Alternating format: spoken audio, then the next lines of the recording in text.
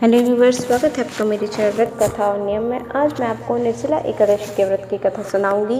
कथा को सुनने से पहले चैनल को लाइक, शेयर और सब्सक्राइब जरूर करें। वीर अर्जुन ने अपने मन में यह अनुभव किया कि श्री कृष्ण जिन्हें बिना पूछे तो कुछ भी बताने वाले नहीं हैं। हर में 2 एकादशी आती हैं। उन दोनों के व्रत फल अपने अपने रंग के हैं। हर एकादशी का अपना ही व्रत है और अपनी अलग महत्व है। कृष्ण जी हमें वैशाख मास तक तो ले आए हैं, जब भी आगे और भी कई मास शेष हैं। यही सोचकर उन्होंने कृष्ण जी से कहा, हे दीनबंधु दीनानाथ, आप हमें वैशाख से आगे की एकादशियों के विषय में भी बताएं, नहीं तो हमारा एकादशी व्रत का ज्ञान अधूरा रहेगा।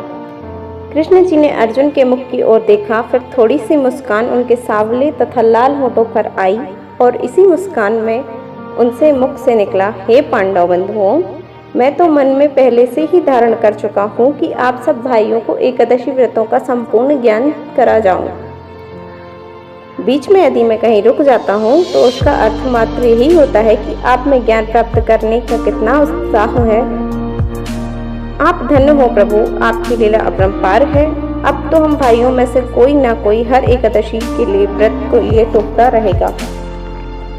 कृष्ण जी अर्जुन की इस बात पर खूब जोर से हंसे और बोले, अर्जुन, इस माया रूपी संसार में किस चीज की कमी है? इस संसार में सब कुछ है, परंतु बिना भाग्य और बिना प्रयत्न के आपका कुछ भी नहीं है। मानव का पहला कर्तव्य है कर्म करना।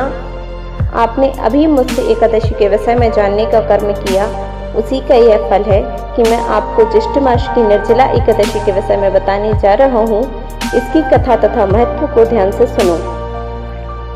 कृष्ण और मिथुन संक्रांति के मध्य में ज्येष्ठ मास की शुक्ल पक्ष को यह विशेष एकादशी आती है।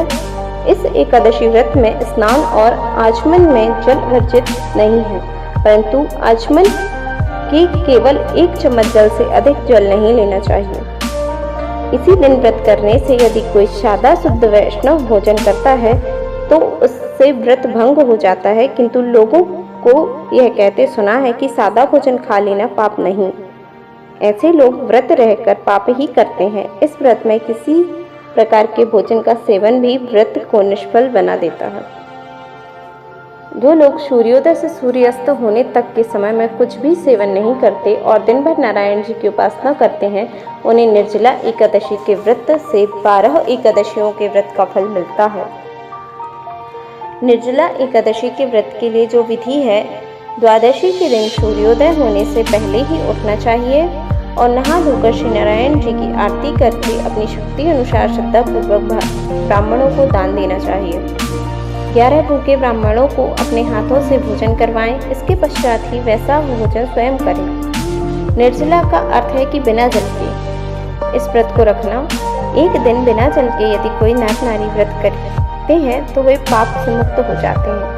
जो नर नारी इस एकादशी का व्रत संपूर्ण विधि तथा शुद्ध मन से करते हैं, उन्हें मृत्यु के समान भयंकर यमदूत नजर नहीं आते। उन्हें लेने के लिए भगवान विष्णु के दूत स्वयं स्वर्गलोक से आते हैं। निर्जला एकादशी का व्रत सब एकादशी व्रतों में श्रेष्ठ माना जाता है।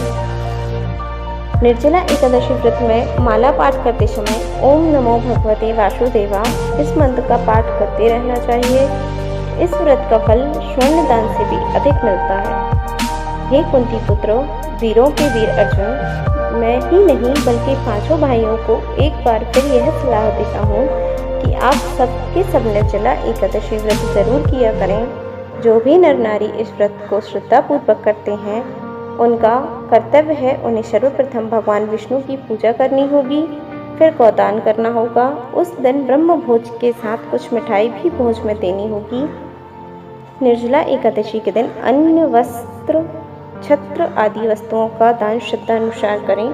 जो भी नर नारी इस कथा को सच्चे मन से करते हैं अथवा पढ़ते हैं, उनको स्वर्ग की प्राप्ति होती है। यदि आपको ये कथा अच्छी लगती है तो चैनल को लाइक, शेयर और सब्सक्राइब करें और कथा को जरूर शेयर करें।